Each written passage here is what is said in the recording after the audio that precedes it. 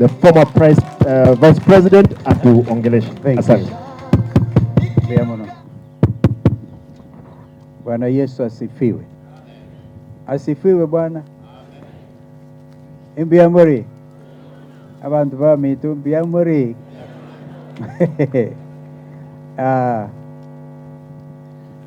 Gavana, asante sana. Familia ya ndugu yetu Charles Virundu. Now I've even known you pronounce not Virundu, Virundu. I picked that from the Kisii prayers. Very authentic. We thank God. Archbishop Marita, asante kwa maneno machangamvu ya ajabu. Now, Governor Simba, you mentioned that that Nixon or that other one wanted to be governor, deputy governor. Truth be told, was it in 2013? Huh? When was the election, when our brother was running as deputy governor? Tuokili Nyaberi Lumumba. Lumumba was a governor candidate, and our friend Virundu was the running mate. It didn't work out, but it doesn't always have to work out. Look at the testimony he has left behind. Mheshimiwa Zahir, naomba tu tusikilizane kidogo. I want to be very brief. Mheshimiwa Zahir ran on Wiper ticket. Huyu kijana. And I believe he won actually. But now he has confessed his heart is still in Wiper. Now, Zahir, you better take, there is always, Shakespeare wrote famous play. And in one of the very well quoted verses, there's a tide in the affairs of men, right? Taken at its height, it leads on to good fortune. Abandoned, the rest of life is lived in misery. It's a way of Shakespeare preaching. Now look at me. I've been mentoring you guys, and our brother has rested, slightly younger than me, so he didn't have to go, but we accept it. So I want to ask the family, Pastor Ruth, kubalini haya, na Mungu atawapa subira na ukakamavu wa kuendelea na vision ya ndugu yetu. And they say whenever a great man is getting married, the bit of rain. So showers of blessing. I just want to say, now Zahir, you are trying to defend UDA. Yeah, that's what it is. I just want to tell you, before you, there was another friend called Richard Tongi. Richard Tongi was MP for this area on ODM ticket, which was then Wiper. I'm going to look for Richard Tongi from here. Kama mnajua Richard Tongi, mwambieni amesalimiwa na Kalonzo. Wangapi atapeleka hiyo salamu yangu kwa Richard Tongi? I don't know whether he's here, but it's basically saying that we are the same people, the same country. Under Constitution 2010, we have the freedom to belong to political formations, hata bila chuki. Yale ambayo nataka niseme, Archbishop Marita, allow me to say this. The community of the Bagusi over time has stood very, very tall in terms of spiritual development, not just of the Bagusi, but the country. I remember when I was a young student in high school, our late brother, Joe Kayo, was a firebrand. The other day, we celebrated 90 years of our friend, the Reverend Wilson Mamboleo. A man, even at 90, he looks so fresh. Kefa Omaya has been a brother. Even when I lost my mother, that's the one Kisii brother who stood with me. God knows, and the Bible says there are some friends who are stronger than even brothers. I can never forget when Kefa had to stand with me and asked me to stand in the gap for my late mother, who could not pray that time. But times and circumstance, so says the Bible, belong to God. We are living at a time when we are now called upon, whether we are in the religious field or in the political field. I hate the word politician because I don't think I am. I am a leader. Because politicians are associated with saying, hey, upuzi, matusi, uongo, kila kuchao. We have now to develop a new brand of leadership in our country, where we are going to hold together as a Kenyan nation. We have been lied to enough, fellow Kenyans. We now know who are leaders and who are pretenders. As we speak, and I want to join Governor Simba Arati, a forthright, straightforward governor afraid of nobody except God. People of Kisii, tuliongea nanyi wakati ule mwingine. Tukasema wakijaribu kumuumiza Governor Simba Arati, wajue sio watu wa Kisii peke yao, Kenya nzima. Kwanza huyu ni deputy naibu, is actually one of the deputy chair of ODM. Wajigamba sana watu wa ODM, wasema ODM. I think tutaanza ndugu Arati na sisi tuanze kusema WDM. But he is a leader. He's in the coalition of Azimio coalition. We are very proud of you, fearless leader, fearless Kenyan leader. Na wasihi watu wa Bagusi, muangalie vile mambo yalivyo, simameni kwa ukweli. I'm not here to defend him. I'm here actually to say kwaheri to my brother Charles Birundo. But as we do so, we have to speak some of these truths. We spoke that time. Strictly, in accordance with our constitution, no Kenyan should live under fear. It is a responsibility of any government to make sure that Kenyans are safe, of course the Kenyan government anywhere in the world, and that their properties are also safeguarded. Kwa hivyo maisha ya wananchi ni kitu ya maana. Mwananchi akiwa kiongozi ama akiwa mwananchi wa kawaida, hata kama ni wale, when our Lord and Savior was telling the prostitute, go and sin no more. Watu wa kawaida pia walikuwa wametoroka. They are under protection under our constitution, which recognizes the supremacy of God. So I just want to remind those who are threatening Governor Simba Arati, don't think we have forgotten. Tunawasubiri mujaribu, lakini msijaribu. We are praying after today, as we say kwaheri to Birundo. We don't want to hear of any political assassinations in this country anymore. Naomba tu nikomeshe kufika hapo. Chanda, you've tried to defend the undefensible. Wewe kuenda mahali roho yako iko. Because ukianza saja kutosha ushuru mkate, na useme mkate ati unaongeza ushuru kwa sababu your own party member and chairman of the finance committee anasema anaongeza ushuru kwa sababu wamegundua mkate ndiyo inasababisha kula mkate kunaleta diabetes. My goodness. Yani tukila mkate, watoto wakila mkate wapata diabetes? Surely. How do you defend that, Zahir? I know you. And I'm sure you have heard what I've said. There's going to come out of this nation in the months, probably years to come, a true people-driven revolution. Not for the harm of this nation, but where Kenyans are going to say, you can come with your billions, we will take it because it is taxpayers' money. You're bringing back big Harambee, where we know each members and under Constitution 2010 and Article Chapter 6 of the Constitution on integrity, on how leaders should actually conduct themselves. We are seeing watu wakijingamba na mabilioni wameiba, stolen.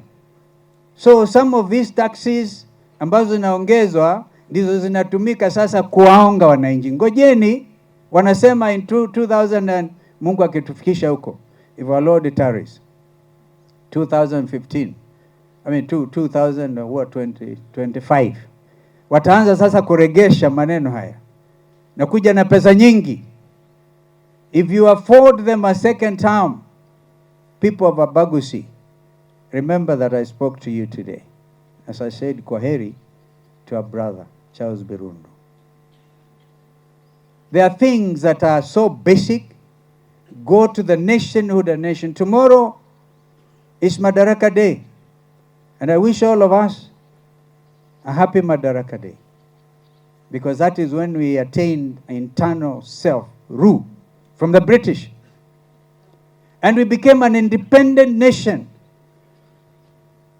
194 of them in the world today, constituting as they do the General Assembly of the United Nations, the UN Security Council, vile dunia imeundwa sasa hivi. Sasa ukiwa umekamilisha, umekabidhiwa mamlaka kama kiongozi of an independent nation state, I urge you, first of all, to acquaint yourselves or yourself with the provisions of chapter 6 of the Constitution of Kenya, ambayo itasema hivi: mimi ndugu yangu William Ruto ndiye rais, nitamuita ndugu leo kwa sababu ni ndugu, lakini chunga heshima ya Kenya. Ukiwa rais unabeba heshima za kila mmoja wetu. And now we went and did national dialogue, and the issue of whether Ruto was a president or not was on the table. I was a co-chair, na tukasema kwamba even ahead of fungua sava, kama ndugu yangu Raila alikuwa akisema, nasema sasa hata ikifunguliwa, for the time being amekabidhiwa instruments of power. Now one time William said, munaangalia hii kisu nimepatiwa, hii sio ya kukata sukuma wiki. But that's okay. Perhaps it's an expression of some kind. My advice to my brother William: you are carrying the integrity of this nation. So, first of all, if you are president, you should work hard and make sure the pride of Kenya, which is Kenya Airways, stands strong. Like Ethiopians did, Ethiopian Airways. Ethiopia hata ikienda vipi naende vipi, Ethiopia will remain Ethiopia because of Ethiopian Airline. Kenya Airways have been struggling. If I was president today, there's no way, even in the US where you have come from, they do these things. They strengthen. After COVID, they did positive things to strengthen some of these ailing parastatals, confirm. So Kenya Airways will not go anywhere. We will not allow Kenya Kwanza to mess up Kenya Airways. We will not allow you. Believe you or me. Believe you me. We will not. Because hata kama ni 10 million, your friends are paid for a special royal jet to take you from Dubai to the United States of America. First of all, we ask some basic questions under chapter 6. Who are these friends? They need, I see the government spokesman amejaribu kueleza ni UAE government. I believe that if a statement is issued from Arab Emirates, kusema ni sisi. Beyond that, we'll look at this as entrepreneurs, Zahir. Entrepreneurs. And then when they give you a royal jet to fly across the Atlantic, what is their interest? By the way, if you get any gift and you're a state officer, ni lazima kwanza hiyo itambulishwe. Useme hii, in fact, you should give it to the speaker if you're a member of parliament. So, these are some of the basics. And this is a current issue. The church pray for national integrity. A head of state must carry the dignity. You cannot. We will say, do not, next time William Ruto, ukipatiwa zawadi ya ndege, sema no, fly Kenya Airways. I'll give you some respect. I'll give you. I was Kibaki's vice president, and I received him severally on that route, New York to Nairobi. Even if it's expensive, 90 something million. And this is a national carrier. And you know it is providing employment to your citizens. Employment. Why create employment elsewhere? And we have the youth badge here. Simbarati is struggling to give those miches avocados so some people can earn some living. And you are denying your own citizens living. Kwa hivyo sitaki ni wakasirishe. Today I'm very soft. Giving advice. Advice as somebody with a bit of knowledge on these things. And one who loves their country. We cannot celebrate 61 years of it internal self-rule when we are subject to other nations. Or when we get aligned the wrong way. And I think the church also prayed for this. I reminded Kenyans that in 1998, tulipigwa bomu, Nairobi na Dar es Salaam. We were not non-aligned members of NATO. Now we are getting aligned. Tutapigwa kivipi? We were 200 Kenyans, still some of them blind, never been compensated. The 22 Americans who lost their lives were looked after. I was Minister for Education when it happened. Very painful. That is why Kenya took the principled position of positive non-alignment, maintaining our friendship with the United States of America, with everybody. Kibaki was accused of looking east. William was asked on CNN, are you looking west? Akasema, no, we are not looking east or west, we are looking forward. Well, this is the truth about where we are as a nation today. So let's pray for. I'll pray for William Ruto so it doesn't take us to the ditch.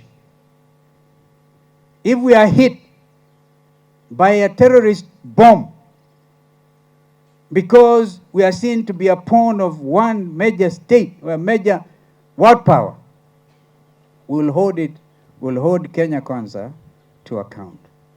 Because lazima tukiwa hai, before we separate from these bodies like our brother has done, we have things to do. And we must do them well.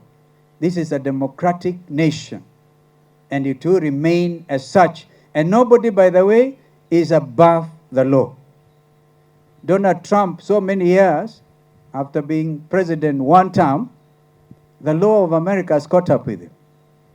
And he's actually, by the way, a presidential candidate in November. Yesterday, 12 juries found him guilty of manipulating business records. Imagine, kama ungekuja kwa Kenya leo, uchaji watu manipulation business records. So nobody is above the Kenya Constitution. And everybody then is accountable, even those who are looking for leadership positions. So, we will demand accountability on this gift from the United Emirates, Arab Emirates. We want accountability. And I started the National Prayer Breakfast, where William was speaking from yesterday. I was happy to have been the very first chair when we invited the former president of Nigeria, General Yakub Gowon, was the first speaker. These are important spiritual matters. Let us not use occasions like those to also do incredible other things. Kwa hivyo mimi sitaki niongeze hayo. Accountability. Governance, Archbishop Marita, governance, even in church, governance. Yeah, Kenya Church took a position. We all know it. Please let us pray for each other. And I want to ask church, I once said at the inauguration of Bishop Ogide of Sitam, when I was vice president, I said, church, speak. I earned myself a title of a watermelon. All right? But I say, please do not allow any more shakaholas here. Tafadhalini. Let us all live and be able to be accountable before God Almighty. Kwa hivyo, mimi nawatakieni familia kila laheri. We will be with you. By the way, Governor Simba, that young man, you are deputy governor, but it was him through social media Walisema huyu kijana Nixon. Watu wakisi, they are very active, and I'm happy you are building that capacity. You know, now it is not physical shamba or whatever, it is digital. You're going to have to develop that capacity. So they were trying to lobby you to appoint Nixon Birundu, your deputy governor. I'm not even sure what since has happened. If you are still having that vacancy, consider that young man. Yeah. And if it doesn't, even though I said Richard Tongi, because I'm telling my son here, Zahir, between you and Nixon and Richard, prove yourselves. May God be blessed. I mean, may we, of course, bless the name of the Lord. But Pastor Ruth, hold on. You know why you're alive. And these things don't happen for nothing. Of course, not unless Mkamba anasema waimundo gusa amana. Uliza pastor akueleze hiyo. Wakamba wakufi bure. Wanakufa kwa sababu umerogwa. Hakuna hiyo. Huyo ameenda kwa Bwana Yesu. Yeah. Kwa hivyo tuamini huyo Yesu, the same yesterday, today and forever. He was there in the beginning, is and forever will be God Almighty. So remember, that is a lineage. God of Abraham, God of Isaac, God of Jacob, the father of our Savior and our Lord Jesus Christ of Nazareth, born simple. So sometimes people find it difficult to believe this can anything good come out of Nazareth? Hey, Jesus Christ of Nazareth makes all the difference even now, as Archbishop Maritas has just told us. Asanteni sana, my brother. Simba Paul Arati. Thank you so much.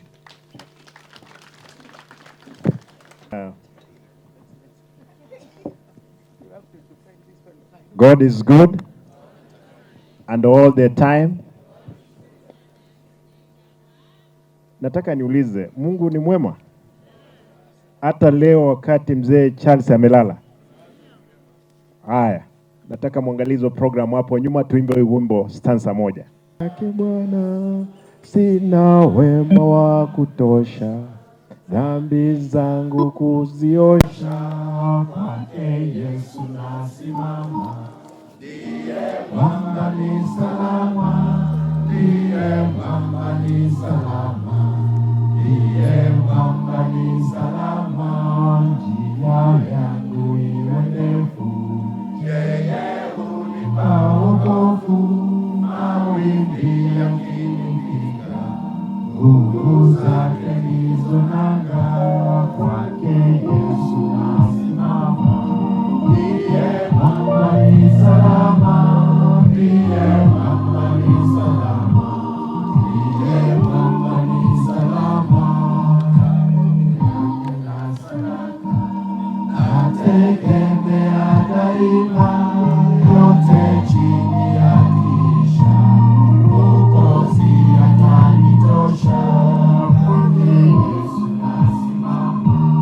Ndiye mwamba ni salama, ndiye mwamba ni salama, ndiye mwamba ni salama, nikiitwa hukumuni, rohoni nina amani, nikivikwa haki yake, sina hofu mbele zake, kwake Yesu nasimama. Ndiye mwamba ni salama, ndiye mwamba ni salama, ndiye mwamba ni salama. Wahubiri mko wengi na hakuna kitu kingine, Bishop, sisi tunaamini katika Mungu na huyu Mungu. Unajua umehubiri vizuri sana hapo kwamba mzee Charles alitoka kwa ule mwili, hayuko pale. Ule mwili ni udongo. Na nikajiuliza wakati nimeketi hapo, kwa mfano umepata ajali na umekatwa mguu, si unaendelea kuishi kwa sababu uhai huko ndani yako. Kwa hivyo udongo huu utarudi kwa udongoni. Nashukuru kwa sababu ya mahubiri yale ambayo umefanya. Your Excellency, Mheshimiwa Kalonzo, Mheshimiwa Chanda, waheshimiwa ambao tumekuja na wao hapa, Mheshimiwa Boi, Mheshimiwa Momanyi, nataka nishukuru kwa sababu mmekuja kuomboleza pamoja na familia ya mzee Charles. Mama, pole. Pole. Unajua wakati mwingine tunasema afadhali wanaume wakufe mapema kuliko kina mama. Kwa sababu kina mama wanashikilia familia, lakini hakuna mtu anapenda kifo. Lakini mzee ameshalala. Kwa hivyo endelea kulinda familia vile mzee alikuwa ameielekeza. Nilipata habari hii kupitia kwa Mheshimiwa Arama ambaye ni mbunge wa Nakuru. Akanipa yule mzee kule, tukaongea na yeye. Nami nikasema kwamba tungeungana pamoja. Nataka niseme kwa sababu kuna muungwana hapa anaitwa Birundu. Unajua mimi kwa nadhania kwamba huyu Birundu huyu. Kwa nadhania Birundu huyu ni baba yake amekufa. Kumbe Birundu huyu alikuwa ameona ugavana zamani.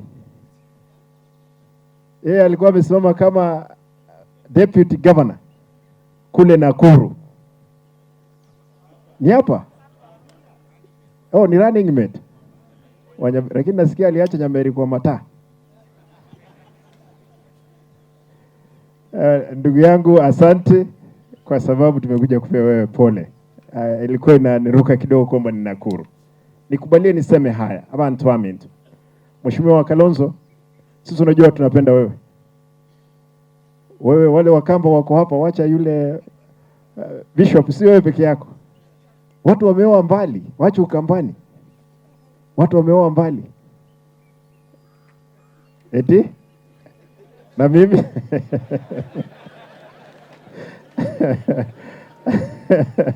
Haya, nashukuru kwamba bishop ametuelezea kwamba alitoa bibi yake kule Ukambani. Kuna Wakamba wengi hapa Kisii. Ukisikia Mheshimiwa Kalonzo atakaposimama atasema Chikorera. Na tunauliza kwamba Wakamba wakuje huku. Huku unajua kunanyesha. Ukiuliza mama wa bishop, hapa inanyeshanga miezi 10 kwa 12. Kule Ukambani hii mvua tu ndiyo imefanya mbaraka. Leo kuna mvua nyingi kule Ukambani. Mheshimiwa Kalonzo, ukipata wale wasichana wengine walete huku tuendelee kutengeneza nchi. Wasichana wako. Na nimeona umetembea na kijana yako, lakini amenemana ameoa. Sijui kama ameoa Kisii, lakini utamleta. Nimeona umetembea na kijana yako. Nataka niseme haya. Abantu waminto beke nyoleke ntaetende ntengora yane ase family n'abantu baitu bonse. Egento gya kabere inchemno mugabano ino. Taetemba kirembye mo balitanya komerana kurumwanga akirite chikura. Lakini nara rwandire kona so etobis. Mpaka no embono. Lakini asa amanyinga Yesu Kristo esegi nko bwatule.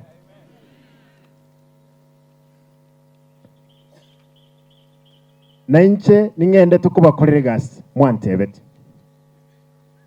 Mheshimiwa Kalonzo hapa Kisii, na wale ambao wasikiki Kisii, nataka niseme kwamba nimepigana vita kutoka niingie ofisini. Imekuwa ni vita kuamkia vita, kulala vita. Lakini nashukuru kwamba kwa damu ya Yesu Kristo tutashinda vita hii. Kwa hivyo mimi nitauliza kwamba watu wangu mtukumbuke katika maombi tunapoendelea kupigana. Kwa sababu duniani ni vita baina ya giza na mwangaza. Lakini kwa nguvu ya Yesu Kristo niko na uhakika kwamba tutashinda. Kitu cha pili, Mheshimiwa Boi, huyu muungwana MCA wa hapa ni mtu muungwana sana. Anafanya maendeleo. Na nataka niseme hivi. Mmoja lakini wengine wanajua kwamba amefanya. Mheshimiwa Boi, nataka niseme hivi. Kuna shughuli nyingi ambazo haya nimewasikia. Nataka niseme hivi, Mheshimiwa Boi, zile barabara zote ambazo tulikuwa tunatengeneza, mnajua kwamba zinatengenezwa. na yule contractor, barabara ambazo hazikuwa zinafanywa kitambo. Mheshimiwa Boi, tumesema kwamba kuna avocado ambazo ni 1200 ziko pale ATC, na tumekubaliana na yeye atapeana avocado mmea inanuliwa shilingi 300 mmoja, 300, lakini ameamua atapeana miche 4000 katika constituency ward yake. Na avocado hii, Mheshimiwa Kalonzo, ndugu zetu kutoka Murang'a walikuja hapa miaka iliyopita wakanunua miti ya hawa wakulima wetu, wakatoa matunda juu, wengine walikuwa na itingiza, wengine ikakauka, wakaenda wakaeka, they fermented it, wakatoa mbegu ndani. Sasa courtesy of Kisii, Murang'a is leading in production of hash avocado. Mimi nimeamua nimetengeneza pale, huyu amekuwa katika mstari wa mbele hapa ATC, miche 1200, tunatarajia kwamba tutatengeneza 1,000,000. Hayo ndio yataweza guza hawa wananchi moja kwa moja. Kitu cha pili, na mnikubalie niseme hili ndiposa nimkaribishe. Nataka, alikuwa siku moja mmoja wa Shabana, ukisoma katika kitabu hiki. Nataka nihakikishe kwamba nilipoingia ofisini nilipata Shabana ilikuwa imelala baada ya mzee Charles nadhania walipoondoka.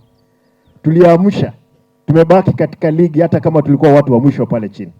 Uwanja ule ambao nilipata kwamba upo chini, saizi unapandwa nyasi. Nataka nihakikishe kwamba tutakapomaliza mwezi huu tutakuwa na uwanja ule na Shabana, kwa sababu in the honor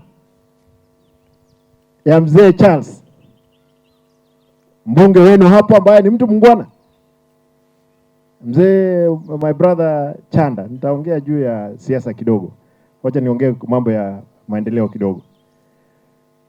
Tutakapofanya hivyo, kwa sababu Mheshimiwa Kalonzo amekuja hapa na hapa mbele, unajua yawezekana baba ameenda kule AU, tunaomba kwamba akienda aendelee kutusimamia vizuri.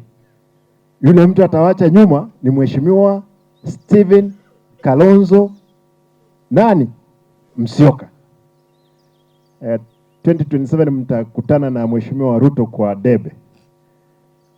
Unajua tumeona Kenya Kwanza mko na sherehe fulani, na tunaomba kwamba muendelee hivyo.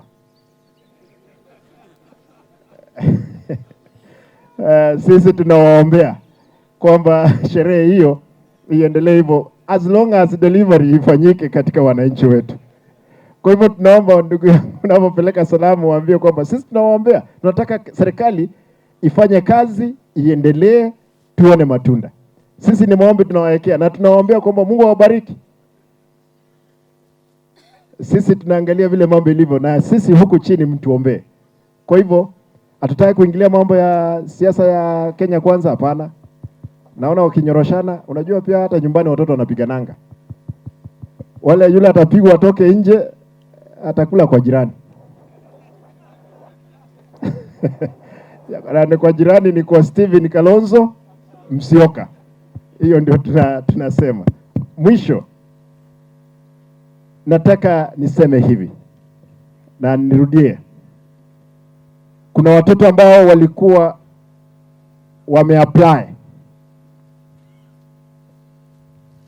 bursaries. Tumepeana form 2, form 3, form 4. Wiki ijayo tutapeana balance ya milioni karibu 50 kwa form 1s wote na vocational training centers. Hakuna kitu kingine kimebaki. Hakuna shamba. Unajua nimekuja hapa nimeshtuka. Hii shamba ni kubwa. Ndugu yangu kijana mdogo wa mzee Charles. The younger brother I mean. And they look alike. Nimeona pale nimemwonyesha. Nimeona nyinyi shamba iko kubwa mpaka huko juu, lakini wengine hatuna shamba. Ukija kwetu tumeweka manyumba mahali pamoja.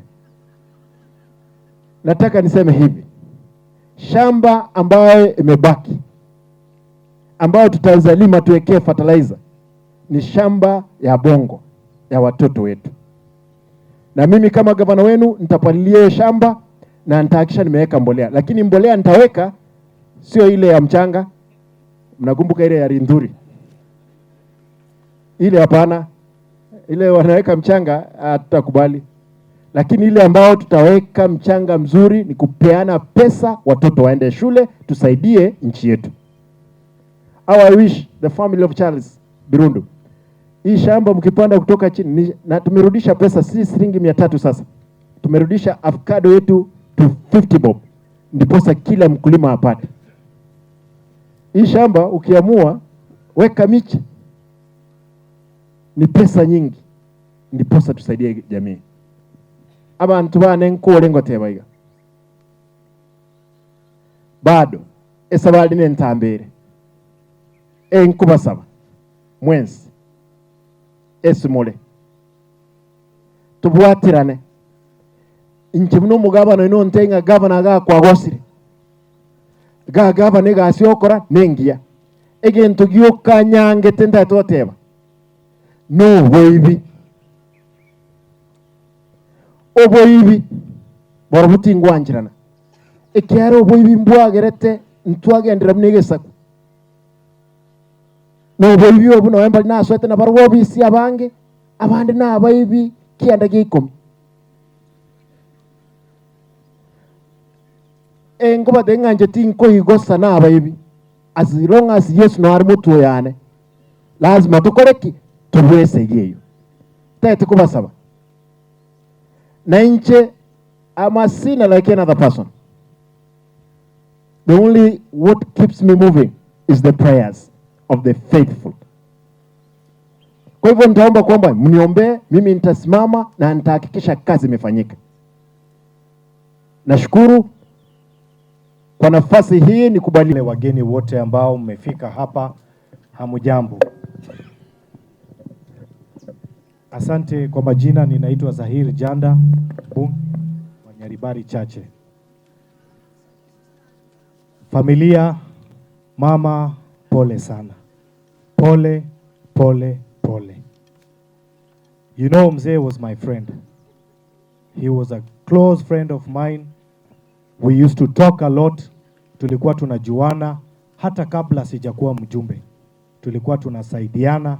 Wakati nilikuwa kidogo na shida ya mashamba huko Nakuru, Mzee alikuwa ananisaidia. Nixon and the rest, poleni sana. Sina mengi ya kusema. Leo sio siku ya kusema siasa. Tuko na wageni na pia nimefurahi sana kumuona His Excellency Mheshimiwa Kalonzo Musyoka. Mheshimiwa Kalonzo Musyoka anajua kwamba mimi Janda ni mtoto wake. Kwa sababu 2017 His Excellency Mheshimiwa Kalonzo alinishikilia mkono. Akaniambia, wewe kijana, nitakupa tikiti usimame kwa chama cha Wiper, na ndugu yangu late ndio tulikuwa tuko pamoja na yeye.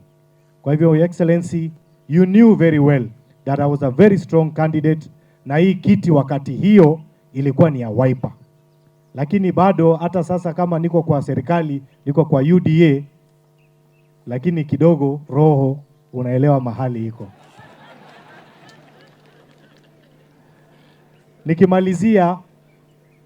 Nikimalizia nataka niseme hivi tena, Your Excellency. Sisi wale ambao tuko kwa serikali, hakuna siku kama mimi mjumbe nitakubali bei ya vitu iongezwe. Hii mambo ya kusema ati sijui finance bill, ati sijui mkate inaongezwa, mkate ya nani itaongezwa? Hakuna, na hatutakubali. Ile tu ombi langu kama kiongozi kutoka Nyaribari Chache ni kuambia wale ambao wanapinga masuala ya finance bill, there is no problem. Wasome finance bill, iende kwa public participation, mambo kutoka hapo isonge mbele. Kwa hayo mengi na machache, asante sana. Nataka sasa nimkaribishe